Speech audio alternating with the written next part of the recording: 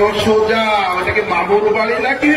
একটি দল ইতিমধ্যে ওনারা সরকার গঠন করে ফেলেছে, প্রধানমন্ত্রীও ঘোষণা করে ফেলেছে।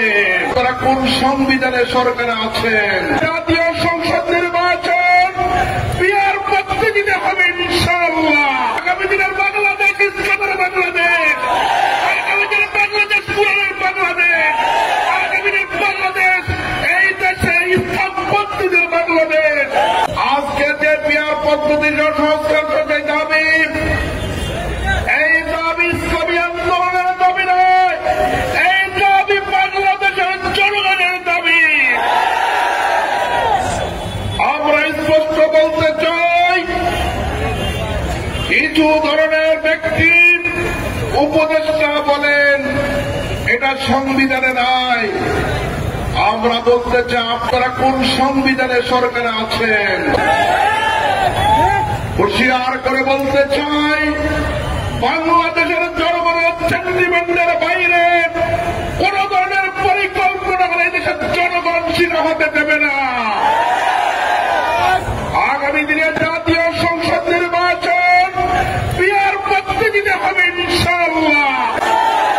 সম্মানিত ভাইয়েরা, আমরা দেখতে চাই একটি দল ইতিমধ্যে ওনারা সরকার গঠন করে ফেলেছে, প্রধানমন্ত্রীও ঘোষণা করে ফেলেছে। এত সোজা? ওটাকে মামুর বাড়ি নাকি? আপনারা জনগণের সেন্টিমেন্ট দেখেন না? হাসিনা মনে করেছিল তার বাবার বাড়ি, এটা মামার বাড়ি। সে অনেক ধরনের তকমা দিয়েছে, বলেছে রাজাকার রাজাকার।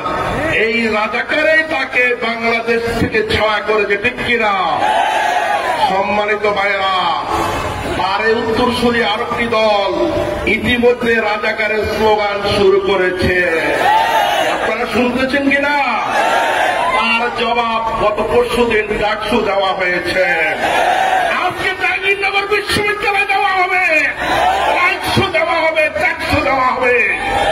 আগামী দিনের বাংলাদেশ ইসলামের বাংলাদেশ, আগামী দিনের বাংলাদেশ কোরআনের বাংলাদেশ, আগামী দিনের বাংলাদেশ এই দেশে ইসলাম পদ্ধতির বাংলাদেশ। সম্মানিত ভাইয়েরা, ইসলাম বিরোধী যতগুলো ষড়যন্ত্র ততটা করে না, তোমাদেরকে বাংলাদেশের স্থান দেওয়া হবে না। এই জন্য আসুন, আগামী দিনে আল্লাহ দিন কায়েমের জন্য, কোরআনের সমাজ কায়েমের জন্য এই দেশের ছাত্র জনতাকে নিয়ে জনগণের গণ আন্দোলন করে তুলে